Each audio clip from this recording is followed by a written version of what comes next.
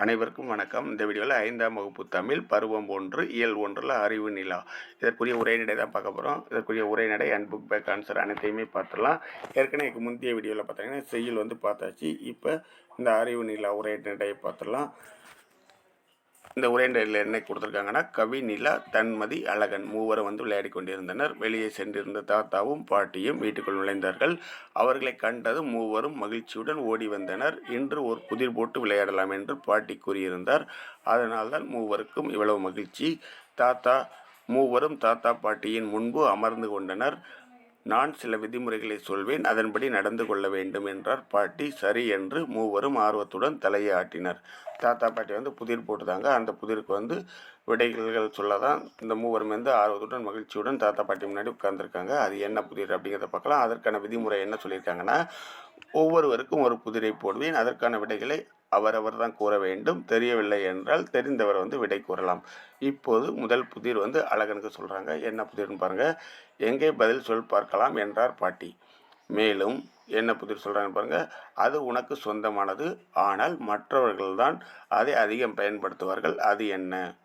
அது உனக்கு சொந்தமானது, ஆனால் மற்றவர்கள் தான் அதை அதிகம் பயன்படுத்துவார்கள். அது என்ன அப்படின்னு சொல்லி பாட்டி கேட்குறாங்க. இந்த இருக்காங்க தாத்தா பாட்டி 3 பேர் உட்கார்ந்துருக்காங்க. என்னது எனக்கு சொந்தமானது, என்னை விட பிறர் தான் அதிகம் பயன்படுத்துவார்களா? அப்படி கூட ஏதாவது இருக்குமா என்று வியந்தபடி கேட்டான் அழகன். இருக்கிறதே, சற்று சிந்தித்தால் கண்டுபிடித்து விடுவாய் என்றார் தாத்தா. எனக்கு சற்று நேரம் கொடுங்கள் என்று கூறி சிந்திக்க தொடங்கினான் அழகன். கவி நிலா விடையை கண்டுபிடித்து விட்டால் எனக்கு தெரியும் என்று கையை உயர்த்தினால், தெரிந்தாலும் விடையை கூறக்கூடாது. இது அழகனுக்கான வாய்ப்பு, அவன் கூறட்டும் என்றாள் பாட்டி. இந்த மூவரில் கவி நிலா விடையை கண்டுபிடித்தாலும் அவளுக்கு வாய்ப்பு கொடுக்கல. ஏன்னா அழகனுக்கு சிந்திக்க டைம் கொடுக்குறாங்க. ஆச்சு. அடுத்து பாருங்க. அழகன் தன் உடைமைகளை ஒவ்வொன்றாக நினைத்து பார்த்தான். அனைத்தையும் அவன்தான் அதிகம் பயன்படுத்தி இருந்தான். மேஜை மீது இருந்த அவனது குறிப்பேடு அழகனின் கண்ணில் பட்டது. குறிப்பேடாக இருக்குமோ? ஊகும்.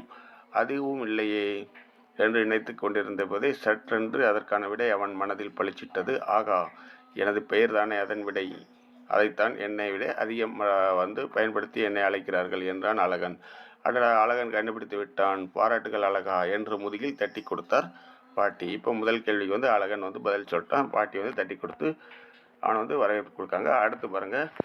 அடுத்த புதிரை நான் போடுகிறேன். கவி நிலா பதில் கூற வேண்டும் என்றார் தாத்தா. ஓ, கேளுங்கள் தாத்தா என்று ஆர்வத்துடன் கவிநிலா தயாரானால். 2வது கேள்வி இப்போ தாத்தா கேட்குறாங்க. 2வது கொஸ்டின் யாருக்கு போகுதுன்னு பார்த்தீங்கன்னா கவிநிலாவுக்கு போகுது. முதல் கொஸ்டின் அழகனுக்கு போனது. இப்போ 2வது கொஸ்டின் என்ன பாருங்க. ஒரு பை இருக்கிறது. அந்த பை முழுக்க பொருட்கள் இருக்கின்றன. இனி எந்த ஒரு சிறிய பொருளை போடவும் பையில் இடமில்லை.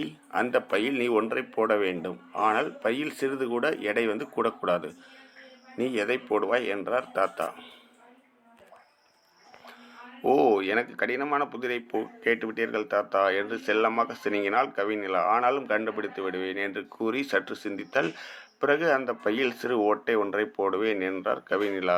கூறியதும் அனைவரும் சிரித்தனர். சரியான விடைதான் கவிநிலா, வாழ்த்துக்கள் என்றார் தாத்தா. எடை கூடக்கூடாதனால அங்கே ஓட்டை போட்டால் எடை குறைய தான் செய்யும். எடை கூடாது, அதனால் சரியான விடை அப்படின்னு சொல்லி தாத்தா பாராட்டுறாங்க. அடுத்து எனக்கு எளிமையான புதிர் போடுங்கள் பாட்டி என்றால் தன்மதி. 3வது தன்மதிக்கு கேள்வி வருது. அப்படியா, சரி, புதிரை கேள். உன்னிடம் 250 நாணயங்கள் இருக்கின்றன. நான் உனக்கு ஒரு உண்டியலை தருகிறேன். அந்த உண்டியலில் 200 நாணயங்கள் மட்டுமே போட முடியும். காலியான உண்டியலில் ஒவ்வொன்றாக எத்தனை நாணயங்களை போட முடியும் என்றார் பாட்டி. இப்போ இந்த புதிர்க்கான விடையை பார்க்கலாம். இதில் புதிர் போலவே இல்லையே, 200 நாணயங்களை போட முடியும் என்றவள் உடனே சமாளித்து, இருங்கள் பாட்டி, நீங்கள் கேட்பதில் ஏதோ பொருள் இருக்கும். காலியான உண்டியில் எத்தனை நாணயம் போடுவாய் என்று தானே கேட்டீர்கள். இதை சிந்திக்காமல் பதில் கூறிவிட்டேன். ஒரே ஒரு நாணயத்தை போட்டவுடன் உண்டியல் காலியாக இருக்காதே, அதனால் ஒரு நாணயம் என்பதுதான் விடை. சரியா பாட்டி என்றால் தன்மதி. அனைவரும் கைதட்டி பாராட்டினர். போட்ட புதிர்களுக்கு மூவரும் அருமையாக விடையை கண்டுபிடித்தீர்கள். இறுதியாக ஒரே ஒரு புதிர் கூறப்போகிறேன். அதற்கு முதலில் விடை கண்டுபிடிப்பவரை வெற்றியாளர் என்று என்றார் பாட்டி. மூவரும் மிகுந்த ஆர்வத்துடன் கவனிக்க தொடங்கினர். ஒரு மனிதரிடம் ஒரு கேள்வி ஒரே நாளில் திரும்ப திரும்ப பலமுறை கேட்கப்பட்டது. ஒவ்வொரு முறையும் அவர் வெவ்வேறு பதில்களை கூறினார். ஆனால் அவை அனைத்தும் சரியான விடைகள். அப்படியெனில் கேட்கப்பட்ட அந்த கேள்வி என்னவாக இருக்கும் என்றார் பாட்டி. மூவருமே அமைதியாகிவிட்டனர். தீவிரமாக சிந்தித்தார்கள். தமக்குள்ளாகவே எதையோ பதிலாக நினைத்து ஆம் இல்லை என்பது போல தலையசைத்து கொண்டார்கள். ஆகா, நான் கண்டுபிடித்து விட்டேன். துள்ளி குதித்து எழுந்தால் கவிநிலா. மற்ற இருவரும் அப்படியா, நாங்கள் இன்னும் கண்டுபிடிக்கவில்லையே, என்ன கேள்வி என்றார்கள். ஓ, எனக்கே தெரியவில்லையே என்றார் தாத்தா. தற்போது நேரம் என்ன என்பதுதானே அந்த கேள்வி, சரியா பாட்டி என்று கேட்டாள் கவிநிலா.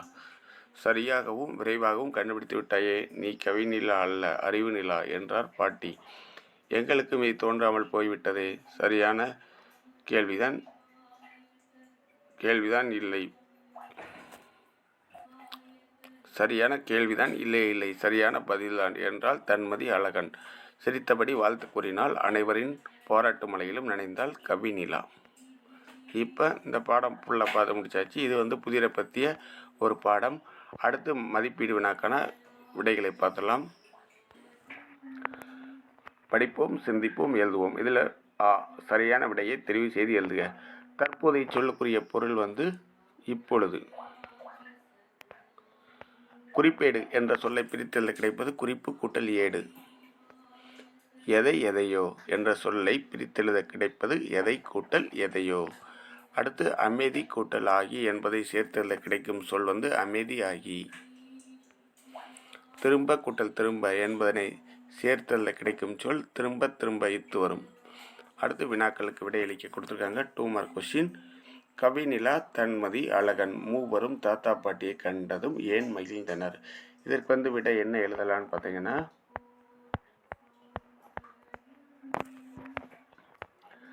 கவிநிலா, தன்மதி, அழகன் மூவரும் விளையாடி கொண்டிருந்தனர். வெளியே சென்றிருந்த தாத்தாவும் பாட்டியும் வீட்டுக்குள் நுழைந்தனர். அவர்களை கண்டதும் மூவரும் மகிழ்ச்சியுடன் ஓடி வந்தனர். இன்று புதிர் போட்டு விளையாடலாம் என்று பாட்டி கூறியிருந்தார். அதனால்தான் மூவரும், அதனால்தான் அடுத்து இந்த ப்ளூ கலரில் இருக்கம்ல, அதை கண்டிப்பாக பண்ணி எழுதிருங்க. மூவரும் மகிழ்ச்சி அடைந்தனர். அது வரைக்கும் எழுதிக்கலாம். அடுத்து இரண்டாவது கேள்விக்கான விடையை பார்த்தலாம்.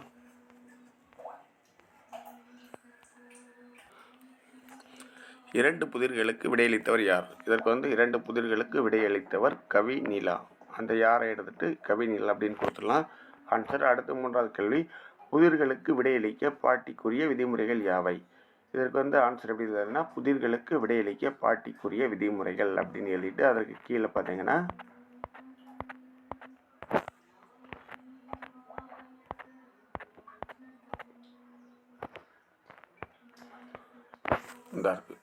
மூணாவது, ஒவ்வொருவருக்கும் ஒரு புதிரை கூறுவேன், அதற்கான விடைகளை அவரவர்தான் கூற வேண்டும். தெரியவில்லை என்றால் தெரிந்தவர் விடை கூறலாம். இதுதான் இதற்குரிய ஆன்சர். ஒவ்வொருவருக்கும் ஒரு புதிரை கூறுவேன், அதற்கான விடைகளை அவரவர் கூற வேண்டும். தெரியவில்லை என்றால் தெரிந்தவர் விடை கூறலாம்.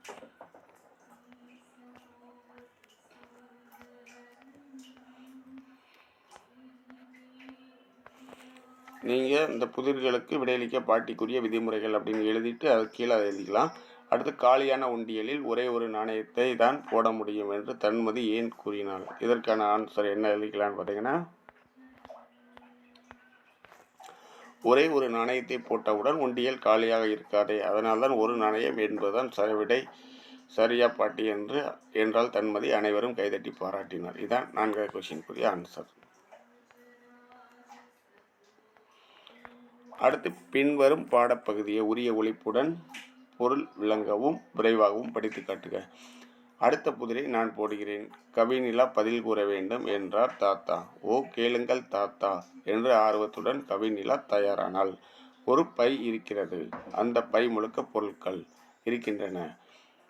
இனி எந்த ஒரு சிறிய பொருளையும் போடவும் பையில் இடமில்லை. அந்த பையில் நீ ஒன்றை போட வேண்டும். ஆனால் பையில் சிறிது கூட எடை கூடக்கூடாது. எனில் நீ எதை போடுவாய் என்றார் தாத்தா.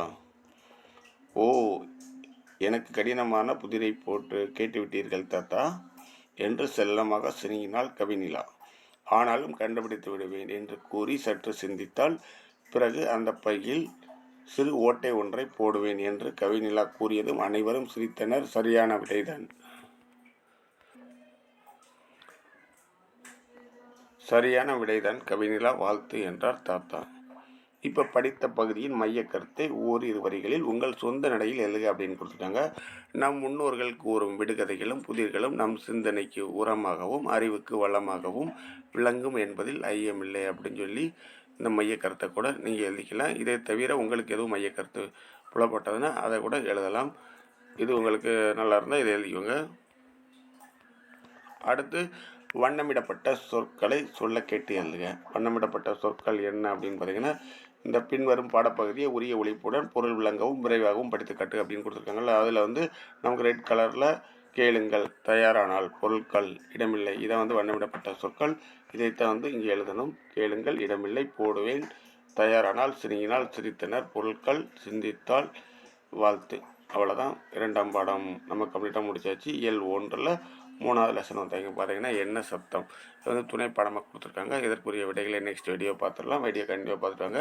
வீடியோ பிடிச்சிருந்தால் லைக் பண்ணுங்கள், சப்ஸ்கிரைப் பண்ணுங்கள், உங்கள் ஃப்ரெண்ட்ஸுக்கு ஷேர் பண்ணுங்கள். தேங்க்யூ.